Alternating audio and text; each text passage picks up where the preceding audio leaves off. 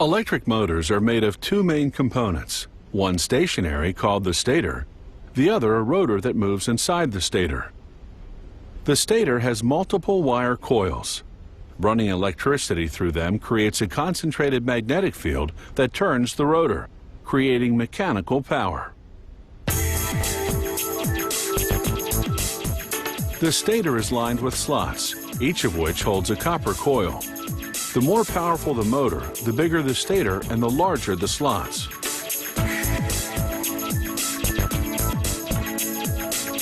The first step is to line the slots with insulation.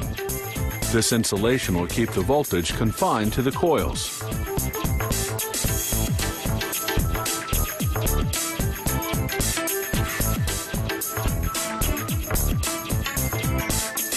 The coils are made from several copper wires wound together by programmable machines. The bigger the motor, the more wires per coil. In this motor, each coil consists of 13 strands of copper wire.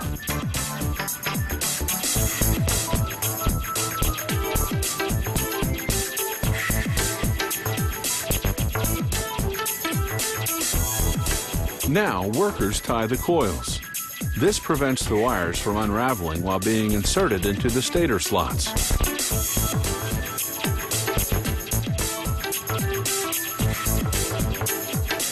Workers cap each coil with fiberglass insulation. Then they insulate the portion of the coil left outside the slots with fiberglass sheets. Fiberglass wedges are inserted, locking the coils inside the slots. Once all the coils are inserted and insulated, workers begin preparing the connection. They slip an acrylic insulation sleeve over both ends of each coil. 13 coils, 26 ends. Then they group these insulated wires into large power cables. The number of wires per cable varies according to the speed and voltage of the motor.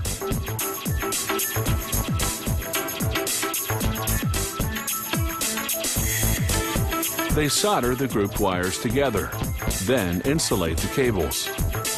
They tuck some inside the stator and leave others accessible to be attached to a power source when the motor's installed. Now, using a cord made of heat and chemical-resistant polyester, they bind the coils tightly to ensure they won't move when the motor spins. This unit of bound coils is known as the stator coil. They now submerge the stator in a polyester-based varnish and vacuum it right through. This thorough penetration makes the stator coil moisture-resistant.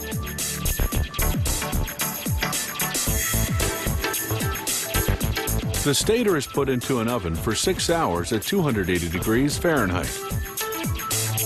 The varnish hardens, making the stator coil rigid. Now they have to balance the rotor. If it's off-kilter, the motor will vibrate, hampering performance. They balance it the same way a mechanic balances car tires, only with 100 times greater precision. Now they slowly slide the rotor into the stator. Careful not to damage the stator coil. The rotor will turn on steel bearings. They heat these bearings to expand them, so they'll install easily. Then they blow on cold air to shrink them to a tight fit. It's the same process with the motor's back cover.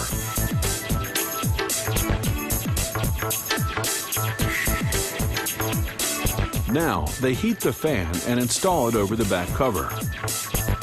The fan's job is to cool the running motor so that it doesn't overheat and break down. They cover the fan with a safety guard. Then install a cover on the front of the motor as well. They run the finished motor through various tests to assess, among other things, insulation strength and performance. These industrial motors are designed for use in factories, for running machinery such as conveyor belts, pumps, fans, and compressors.